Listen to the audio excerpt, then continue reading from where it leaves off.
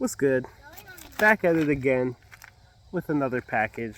We're out here in nature today, so let's get into it. This one's YG.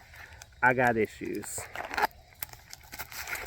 So we're gonna see what the autograph is like. I don't know if it's on the cover. I don't know if it's an insert, and then we'll talk about the album a little bit.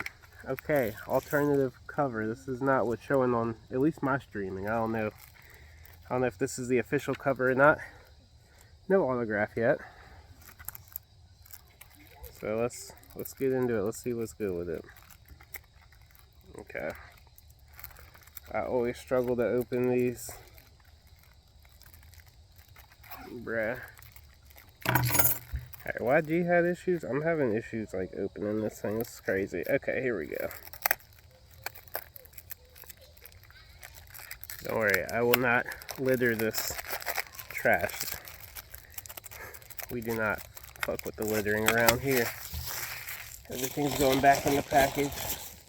Alright, so let's see. I'll open it for you to see what's good with it. Oh, okay. It looks like it's about to be an insert. There we go. I don't know what he tried to write. Oh, yeah, okay. YG. I don't know what that is. And he's in a straitjacket, bent over, because he's got issues. Then we got the CD's got the straitjacket on it. Let me pull the little booklet out and see if there's anything to it. I think, oh yeah, it's just a page. But anyway, I heard like YG has a lot of haters right now, so I heard a lot of people really not giving this the best reviews online. I think it's a cool project, honestly. It's got some good features on it. The J. Cole feature, he really does this thing. It's a different J. Cole than we're used to. He's very like braggadocious, talking about actually flexing his money, which he rarely does. So it's cool to see J. Cole in rare form, but he delivered as always. Talks about his highlights on being on ESPN, even if he just does a layup. They treat him like he's Luka Doncic. Hey, I thought that was a bar. I don't have the track listing here to really go through it, but it wouldn't be it wouldn't be a YG album without some misogyny. So he definitely comes in with that. There's I think it's the second track. It might be the third, called Baby Mama. Toxic. Yeah, I mean, he's like a toxic dude. That's kind of the theme of this album. That's why it's called I Got Issues.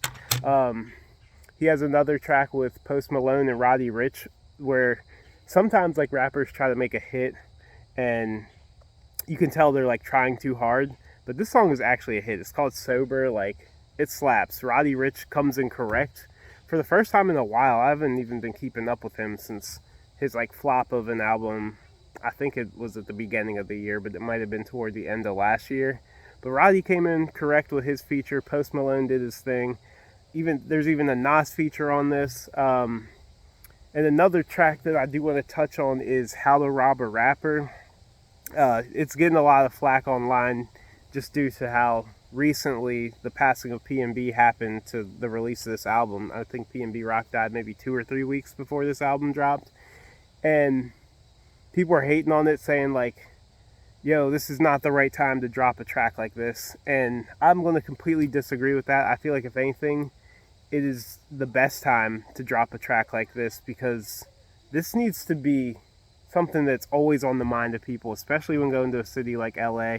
I think it can happen to you anywhere, but I mean, we've seen this happen time and time again in LA, where if you're not on point, something bad can happen. And yeah, the song might be a little insensitive, but it's a conversation that should be had. As long as people are keeping that in mind and discussing it. I mean, it's not like he was saying anything super disrespectful to PNB Rock. He didn't even mention that situation. He was more just talking like, don't be lacking on IG. We now know that that's not why PNB Rock died. It's not because his girl posted him on IG. The people saw him walk in the restaurant, came back with his son, and unfortunately what happened. But I don't know. The track is very reminiscent of 50 Cent's How to Rob, and yeah, it's something good to maybe not good, but it's just it's something you should never, sleep on or forget about.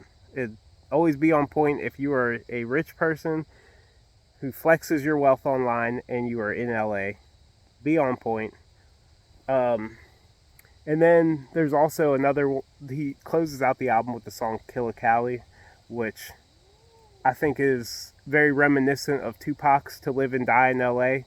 In the second verse, he really goes name dropping a bunch of people who died in L.A. and the tragic ways that they died. And I don't know, it's a good West Coast album. I think it's pretty smooth to listen all the way through. You might have a couple songs you skip, but I listened to it all the way through probably like 3 times by now, and it's a decent little album for sure. So we got the autograph. I'll show it off one more time.